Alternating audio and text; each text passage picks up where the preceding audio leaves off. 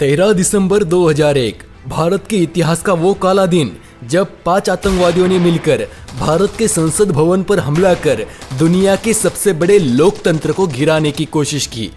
उनका हमला केवल भवन पर हमला नहीं था, ये समूचे देश को एक चेतावनी थी। हम उनकी चुनौती स्वीकार करते हैं। एक और 5 आतंकवादी तो दूसरी ओर हमारे संसद भवन के रक्षक, दोनों में घमासान युद्ध होता है। गोलियों की तड़तड़ाहट, धुएं के गुब्बारे, खून से सने रास्ते, तो कभी बॉम्ब के हमले।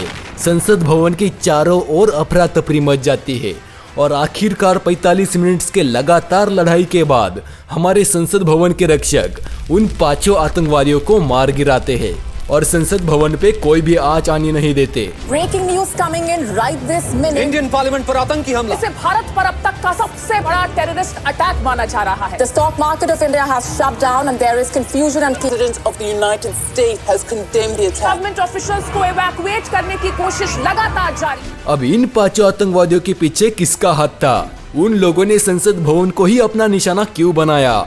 उन लोगों का प्लान क्या था? क्या ये सिर्फ एक हमला था या कोई साजिश? और इतने प्लान अटैक के बाद भी वो फेल क्यों हो गए? इन सब सवालों का जवाब हम लोग जानेंगे आज की इस इंटरेस्टिंग डॉक्यूमेंट्री में। तो आइए शुरू करते हैं। नमस्कार दोस्तों, मैं हूं कृष्णा। स्टोरी एम्पायर में आपका स्वागत है। Pre attack condition of parliament. 13 दिसंबर 2001 को पार्लियामेंट के अंदर सुबह 10 बजे से ही एनडीए गवर्नमेंट और अपोजिशन पार्टीज के बीच प्रिवेंशन ऑफ टेररिज्म अटैक के ऊपर काफी जबरदस्त डिबेट चल रहा था, जिसमें अपोजिशन गवर्नमेंट पर लगातार तीखे सवालों का बौछार किए जा रही थी। लेकिन बहस करते करते अंदर की गर्मी इतनी बढ़ गई कि पार्लियामेंट को 11:20 पर कुछ समय के लिए स्थगित कर दिया गया। पार्लियामेंट में हुए सियासी बहस के बाद बहुत से एमपीज पार्लियामेंट से बाहर चले गए, जिनमें माननीय प्रधानमंत्री अटल बिहारी वाजपेयी जी शामिल थे। बहुत लोगों के चले जाने के बाद भी बहुत सारे एमपीज और गवर्नमेंट ऑफिशियल्स जैसे होम मिनिस्टर एल.के. आडवाणी और minister of state of defence Harin Pathak सहित 100 से भी ज्यादा लोग पार्लियामेंट के अंदर बैठे हुए थे, जो अपने बचे हुए काम को समेटे हुए आपस में बातचीत कर रहे थे। इस वक्त तक पार्लियामेंट के अंदर गाड़ियों का तेजी से आना जाना शुरू हो गया था और इन्हीं गाड़ियों के बीच एक व्हाइट एम्बेसडर भी पार्लियामेंट में तेजी से घुसी चली आ रही थी, जिसका नंबर था DL3CJ1527। ये व्हाइट एम्बेसडर उन्हीं 5 आतंकवादियों की थी, जिसमें ढेर सारे हथियार सहित गोला बारूद भरे हुए थे। अब आपके मन में कुछ सवाल आ रहे होंगे कि ये लोग अपनी गाड़ी में एक्सप्लोजिव भर के क्यों ले जा रहे थे? क्या ये पार्लियामेंट को बॉम्ब से उड़ाना चाह रहे थे? और ये लोग व्हाइट एम्बेसडर पे ही क्यों सवार थे? ये किसी दूसरी कार का भी तो उपयोग कर सकते थे। आपके इन सारे सवालों का जवाब उन आतंकवादियों के प्लान में छिपा है, जो उन्होंने अटैक करने से पहले बनाया था, और उसी प्लान को फॉलो करते हुए वे आज के इस अटैक को अंजाम देने वाले थे। तो इससे पहले कि हम लोग वीडियो में आगे बढ़े और उन आतंकियों का अटैक इवेंट देखें, आइए पहले हम उन आतंकियों सहित उनके पूरे प्लान के बारे में जान लेते हैं कि आखिर वे लोग करना क्या चाहते थे। Plan of terrorist. 2001 के हुए इस पार्लियामेंट अटैक में शामिल 5 आतंकवादियों के नाम थे हमजा, मोहम्मद, राना, हैदर और राजा। और इन 5 आतंकवादियों का कमांडर मोहम्मद था, जो इंडियन एयरलाइन फ्लाइट 814 हाईजैकिंग का भी हिस्सा था, और यही वो शख्स था जो अपने ग्रुप के सारे प्लान्स बनाया करता था। 5 आतंकवादी अटैक करने से पहले अपना फुल प्रूफ प्लान बनाते हैं, जिसके अकॉर्डिंग वे एक ऐसी गाड़ी में बैठकर पार्लियामेंट में घुसने वाले थे जिसे कोई पहचान ना सके, और वो वहाँ के अगल बगल में मौजूद मंत्री विधायकों की गाड़ियों जैसे ही नजर आए। उस समय पार्लियामेंट के अधिकतर अधिकारी व्हाइट एम्बेसडर में ही बैठा घुमा करते थे, और इसी को देखते हुए ये आतंकी भी अपने मिशन के लिए व्हाइट एम्बेसडर कार को चुनते हैं, जिसमें भारी मात्रा में गोला बारूद और हथियार होने वाले थे। गाड़ी को कोई भी सुरक्षा कर्मी आसानी से अंदर जाने दे, इसलिए वे उस गाड़ी पर होम मिनिस्ट्री और पार्लियामेंट लेबल चिपकाने वाले थे, और साथ ही खुद को भी सीआरपीएफ के ड्रेस में कवर करने वाले थे। वहाँ पार्लियामेंट के मेन गेट यानी गेट नंबर 1 के पास ये लोग अपनी गाड़ी को ब्लास्ट कर देते, और सिक्योरिटी गार्ड जब उस ब्लास्ट से डाइवर्ट हो जाते तो इतने ही देर में ये लोग पार्लियामेंट के 12वें नंबर गेट से घुसते और अंदर जाके वहाँ मौजूद सारे एमपीज और ऑफिशियल्स को बंदी बनाकर इंडियन गवर्नमेंट के सामने अपना मनचाहा डिमांड रखते। अब ये तो थी इनकी पूरी हाइपोथेटिकल प्लानिंग, लेकिन क्या ये लोग ऐसा सच में कर पाए? आइए जानते हैं। The attack time. जब 11:30 हुए तब ये चर्चा होने लगी कि उपराष्ट्रपति कृष्णकांत जी गेट नंबर 11 से बाहर निकलने वाले हैं, और उन्हीं के लिए ढेर सारी गाड़ियां गेट नंबर 11 पर आकर इकट्ठी हो गई थी। इसी बीच तेजी से अंदर चले आ रहे वो आतंकवादी भी अपने प्लान से भटक गए और उन बाकी गाड़ियों के साथ मेन गेट पर ना जाके गलती से गेट नंबर 11 पर पहुंचते हैं, जहां से उपराष्ट्रपति निकलने वाले थे। जब सुरक्षा कर्मियों को आतंकियों की उस व्हाइट एम्बेसडर कार पर शक हुआ तो उन्होंने उस कार को रोकने की कोशिश की। उपराष्ट्रपति के सुरक्षा में तैनात दिल्ली पुलिस के एसआई चित्ताराम कार का पीछा करते हुए उन आतंकवादियों से लगातार पूछे जा रहे थे, रुक जाओ, कौन है गाड़ी के अंदर। एसआई चित्ताराम की ऐसी चिल्लाहट भरी आवाज सुनकर संसद की सुरक्षा में तैनात जगदीश यादव जी समझ जाते हैं कि जरूर कुछ गड़बड़ है और वे आतंकवादियों को गाड़ी रोकने की चेतावनी देते हुए सुरक्षा कर्मियों को संसद के सारे दरवाजे बंद करने का आदेश देते हैं।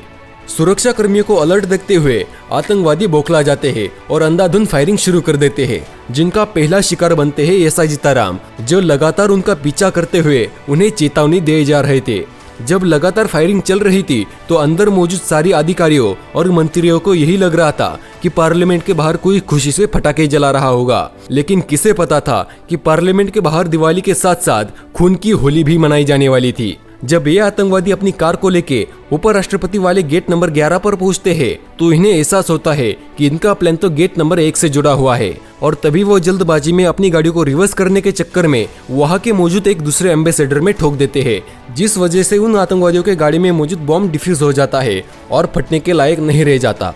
जब आतंकवादियों को ये रियलाइज होता है कि अब उनके बॉम्ब विस्फोट का प्लान फेल हो चुका है और उनके पास गाड़ी से निकलने के अलावा कोई ऑप्शंस नहीं है, तो वे बौखला के बाहर मौजूद सभी सुरक्षा कर्मियों और कर्मचारियों पर गोलियां बरसाना शुरू कर देते हैं, जिसका पहला शिकार बनती है सेंट्रल रिजर्व पुलिस फोर्स की कांस्टेबल कमलेश कुमारी, जिन्होंने इमरजेंसी अलार्म बजाकर सबको उन आतंकवादियों के बारे में खबर किया था।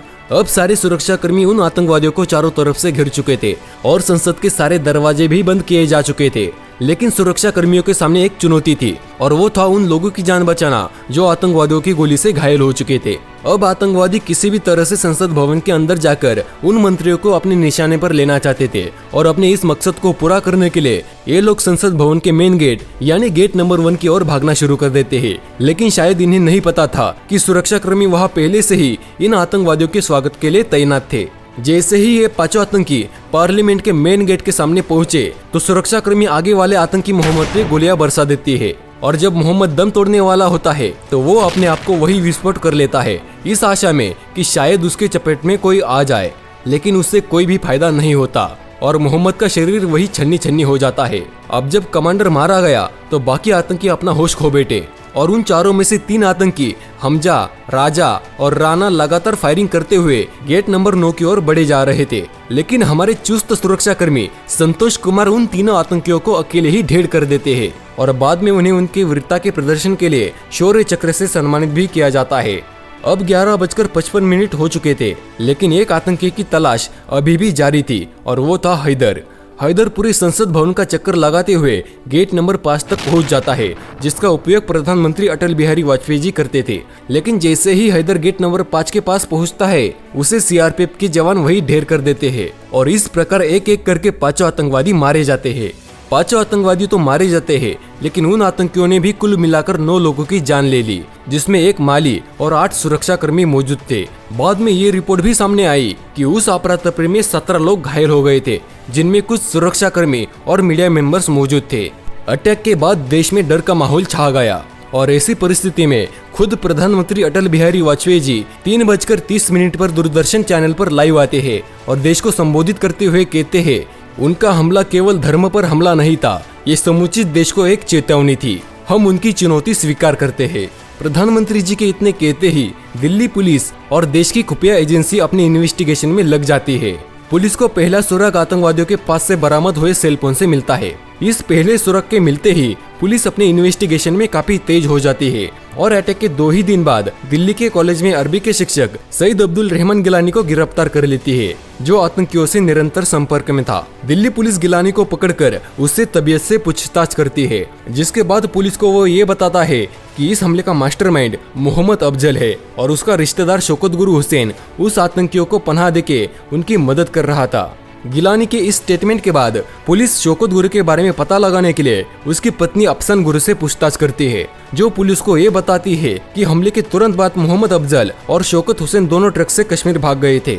अफसान गुरु के इतने बताते ही दिल्ली पुलिस तुरंत कश्मीर पुलिस को इस हमले की खबर देती है, जिसके बाद कश्मीर पुलिस दोनों आतंकवादियों को कश्मीर में गिरफ्तार भी कर लेती है और उनके पास से एक लैपटॉप और कुछ 10 लाख रुपए भी बरामद होते हैं। फर्दर इन्वेस्टिगेशन के बाद पता चलता है कि इस पार्लियामेंट वाले अटैक के पीछे पाकिस्तान के टेररिस्ट ग्रुप जैश-ए मोहम्मद का हाथ है और इस ग्रुप के कमांडर गाजी बाबा के कहने पर ही मोहम्मद अफजल ने पाकिस्तान से आए 5 आतंकवादियों की इस हमले को अंजाम देने में मदद की थी। इसके बाद दिसंबर 2002 में पुलिस बहुत सारे संदिग्धों को गिरफ्तार करती है, जिनमें से 4 आधिकारिक तौर पर दोषी भी पाए जाते हैं। ये गिरफ्तारियां तो चल रही थी, लेकिन पुलिस को अब जैश कमांडर गाजी बाबा की खोज थी और उसके लिए पुलिस काफी दिन से उसके मूवमेंट को ट्रैक भी कर रही थी। बहुत दिन के रेगुलर ट्रैकिंग के बाद जम्मू कश्मीर पुलिस को ये पता चलता है कि गाजी बाबा श्रीनगर के नूरबाग में अपना डेरा जमाए हुआ है। फिर क्या था, मौका देखते ही 30 अगस्त 2003 को कश्मीर पुलिस गाजी बाबा को ऊपर पहुंचाने के लिए बीएसएफ के साथ मिलकर नूरबाग में स्पेशल ऑपरेशन चलाती है और 12 घंटे के लगातार फायरिंग के बाद गाजी बाबा और उसके 3 सहयोगी मार गिराए जाते हैं और अब उनके अड्डे की छानबीन होती है तो पुलिस को वहां से ढेर सारे गोला बारूद और हथियार सहित कुछ डॉक्यूमेंट मिलते हैं जो ये बता रहे थे कि गाजी बाबा ने ये सारा खेल कैसे रचा और उसका संबंध किस किस अटैक से है। जब पुलिस ने अच्छे से सारी सबूतों को इकट्ठा कर उनकी जांच की तो इस हमले का संबंध सीधे 1999 के कंधार प्लेन हाईजैकिंग से मिला। तो आइए ब्रीफ में समझते हैं कि ये सारे आतंकवादी और मास्टरमाइंड्स जिनका नाम हमने ऊपर लिया वो आपस में कैसे जुड़े हुए थे। How were the terrorist connected in initiating the attack. 24 दिसंबर 1999 को इंडियन एयरलाइंस की IC-814 फ्लाइट जो शाम के 4:39 पर काठमांडू से दिल्ली के लिए रवाना होने वाली थी, उसमें आतंकियों का कमांडर मोहम्मद कमजोर सिक्योरिटी का फायदा उठाते हुए अपने चोलों के साथ घुस जाता है और प्लेन को हाईजैक कर लेता है, जिस कारण जो प्लेन काठमांडू से दिल्ली जाने वाली थी वो दिल्ली न जाके अफगानिस्तान के कंधार में लैंड करती है। अब वह कंधार से आतंकवादी इंडियन गवर्नमेंट को कॉल करते हैं और उनके सामने फ्लाइट के पैसेंजर्स के बदले मौलाना मसूद अजहर सहित कुछ आतंकवादियों को रिहा करने की शर्त रखते हैं। इंडियन गवर्नमेंट उन आतंकवादियों की शर्त मान लेती है और उनकी मांग को पूरी कर देती है। मौलाना मसूद अजहर जेल से रिहा होने के बाद अपना खुद का एक आतंकवादी संगठन बनाता है जिसका नाम वो जैश-ए मोहम्मद रखता है और इस ग्रुप का चीफ कमांडर गाजी बाबा को बनाता है। अब आइए जानते हैं कि शौकत गुरु, अफजल गुरु और सईद गिलानी आपस में कैसे जुड़े थे। पार्लियामेंट हमले के मास्टरमाइंड अफजल गुरु का जन्म 30 जून 1969 को बारामूला में हुआ था। जब अफजल गुरु 20 साल का हो गया तो ये पाकिस्तान में आतंकवादी की ट्रेनिंग करने के लिए चला गया। फिर कुछ महीने बाद अफजल गुरु और उसके साथी आतंकवादी बनके इंडिया वापस आ गए। लेकिन जब इस बात की खबर इंडियन आर्मी को लगती है कि कुछ नौजवान मिलिटेंट ट्रेनिंग लेके यूएलसी पार करके इंडिया में घुस आए हैं, तो अफजल गुरु घबरा के दिल्ली भाग जाता है, जहां उसका चचेरा भाई शौकत गुरु रहता था। अफजल गुरु कुछ साल शौकत गुरु के ही पास मुखर्जी नगर में रहता है और दिल्ली यूनिवर्सिटी से अपनी ग्रेजुएशन पूरी करता है। बाद में शौकत गुरु और अफजल गुरु की जान पहचान दिल्ली यूनिवर्सिटी के अरबी प्रोफेसर सईद गिलानी से होती है, जो उन्हीं दोनों के डिस्ट्रिक्ट बारामूला से बिलोंग करता था। तीनों में गहरी दोस्ती हो जाती है और वे लोग लगातार संपर्क में रहने लगते हैं। बाद में शौकत गुरु को नवजोत सिद्धू से प्यार हो जाता है, जिसके बाद वे दोनों की शादी होती है और नवजोत सिद्धू का नाम बदलकर अफसान गुरु हो जाता है। ऐसे ही एक दिन तारिक नाम के शख्स के जरिए अफजल गुरु की मुलाकात जैश-ए मोहम्मद के कमांडर गाजी बाबा से होती है और फिर गाजी बाबा अफजल गुरु को लाखों की लालच देके पार्लियामेंट के आतंकी हमले में शामिल होने को कहता है और चंद पैसों के लालच में आके अफजल गुरु नमक हरामी करने को राजी हो जाता है। अफजल गुरु गाजी बाबा के कहने पे उन 5 आतंकवादियों को दिल्ली ले जाके उन्हें खाना पीना देता है और उनके रहने का बंदोबस्त करता है। फिर महीने दिनों तक अपने चचेरे भाई शौकत हुसैन, उसकी पत्नी अफसान गुरु और दोस्त सईद गिलानी के साथ मिलकर पार्लियामेंट के नक्शे बनाते हुए अटैक की पूरी प्लानिंग करता है और इस तरह से ये मास्टरमाइंड और आतंकी आपस में जुड़े हुए थे। अब आइए देखते हैं कि किसे क्या सजा हुई। जब जांच का निष्कर्ष निकल आया तो इन्वेस्टिगेशन एजेंसी ने 14 मई 2002 को चारों दोषियों के विरुद्ध धारा 173 के क्रिमिनल प्रोसीजर कोड 1973 के तहत केस दर्ज किया। फिर कोर्ट ने इन चारों दोषियों के लिए अलग अलग IPC, prevention of terrorist attack और एक्सप्लोजिव सब्सटेंसेस एक्ट के धाराओं के तहत अपना चार्ज तैयार किया। पार्लियामेंट अटैक के दोषियों के लिए स्पेशल कोर्ट का आयोजन किया गया था, जिसे लीड कर रहे थे एस एन सिंगारा। दोषियों पे करीब 6 महीनों तक मुकदमा चलाया गया। एक और जहां अभियोजन पक्ष के 80 गवाहों को सुना गया तो दूसरी तरफ सईद गिलानी के 10 गवाहों को सुना गया और करीब 300 डॉक्यूमेंट्स कोर्ट में पेश किए गए। सारे सबूतों और गवाहों को मद्देनजर रखते हुए कोर्ट अफजल गुरु और सईद गिलानी को धारा 121, 121A, धारा 120B के साथ धारा 302 प्रिवेंशन ऑफ टेररिस्ट अटैक की धारा 3 और धारा 4B की उपधारा 2, 3 और 5 और एक्सप्लोजिव सब्सटेंसेस एक्ट की धारा 3 और 4 के तहत मौत की सजा सुनाई। साथ ही में अलग अलग जुर्माने के साथ आजीवन कारावास की भी सजा सुनाई। चौथे और अंतिम दोषी नवजोत सिद्धू को 123 IPC के तहत 5 साल की जेल हुई और साथ में उसे जुर्माना भी देना पड़ा। हालांकि हाई कोर्ट में अपील करने पर खास सबूत न होने की वजह से कोर्ट सईद गिलानी और नवजोत सिद्धू को रिहा कर देती है, लेकिन शौकत और अफजल के मौत की सजा को कोर्ट अभी भी बरकरार रखती है। सईद गिलानी के खिलाफ सीधे आतंकवाद का कोई ठोस सबूत नहीं मिला था, इसलिए दिल्ली हाईकोर्ट ने उसे रिहा कर दिया। पुलिस का दावा था कि वो आतंकवादी साजिश में शामिल था, लेकिन पुलिस उसे अदालत में दोषी साबित नहीं कर पाई।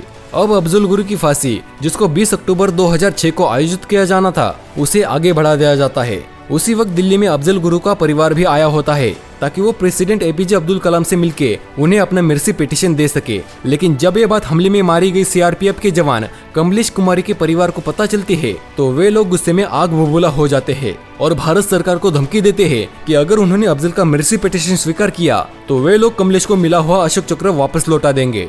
और कमलेश के घर वालों की ये हुंकार सुनकर सारे मृतकों के परिवार वालों ने 13 दिसंबर 2006 को सरकार को अपने मेडल्स लौटा दिए। मामले की गंभीरता को देखते हुए अप्रैल 2007 में APJ अब्दुल कलाम अफजल के परिवार का मर्सी पिटीशन स्वीकार करने से इनकार कर देते हैं और जनता को ये कहते हैं कि मैं न्यायालय के कार्यों में दखल नहीं देना चाहता। अब अफजल को जो सजा 20 अक्टूबर 2006 को होनी थी उसको फिर से बढ़ा दी गई। अफजल का मर्सी पिटीशन प्रतिभा पाटिल के कार्यकाल में भी अटका रहा और अंततः 2013 में राष्ट्रपति प्रणब मुखर्जी ने इसे रिजेक्ट कर दिया, जिसके परिणाम स्वरूप 9 फरवरी 2013 को भारत के तिहाड़ जेल में अफजल को फांसी की सजा हो जाती है, जिसके बाद पूरे धार्मिक रीति रिवाजों से उसे तिहाड़ जेल में ही दफना दिया जाता है। और यह वो दिन था जब उन सारे परिवार वालों के दिल को ठंडक पहुंची जिनके करीबी 2001 के उस दिल दहला देने वाली पार्लियामेंट हमले में अपनी जान गंवा दिए थे। शौकत हुसैन, जिसे मौत की सजा सुनाई गई थी, उसके खिलाफ ठोस सबूत न होने के कारण उसे 10 साल की सजा सुनाई गई, लेकिन उसके अच्छे आचरण के कारण उसे उसके रिहाई के 9 महीने पहले ही आजाद कर दिया जाता है। और इस तरह से पार्लियामेंट हमले का ये चैप्टर इसी के साथ समाप्त हो जाता है। आपको क्या लगता है, क्या कोर्ट ने सईद गिलानी को छोड़कर सही किया? क्या अफसान गुरु को बरी कर देना सही निर्णय था? और क्या शौकत हुसैन के लिए सिर्फ 10 साल की सजा काफी थी? क्योंकि हमने तो यही सीखा है कि पाप करने वाले के साथ साथ पापी का साथ देने वाला भी सजा का बराबर भागीदार होता है। आपकी जो भी राय है कमेंट बॉक्स में जरूर बताइएगा। और इस वीडियो के बाद मैं आपको ये वाला वीडियो देखने के लिए रिकमेंड करूंगा, जिसमें फ्लाइट IC-814 की हाईजैकिंग स्टोरी को एक्सप्लेन किया गया है। अगर आपको मेरी मेहनत अच्छी लगती है तो इस वीडियो को लाइक और चैनल को सब्सक्राइब कर दीजिए। और फिर मिलेंगे किसी और इंटरेस्टिंग डॉक्यूमेंट्री में। तब तक के लिए जय हिंद, जय भारत।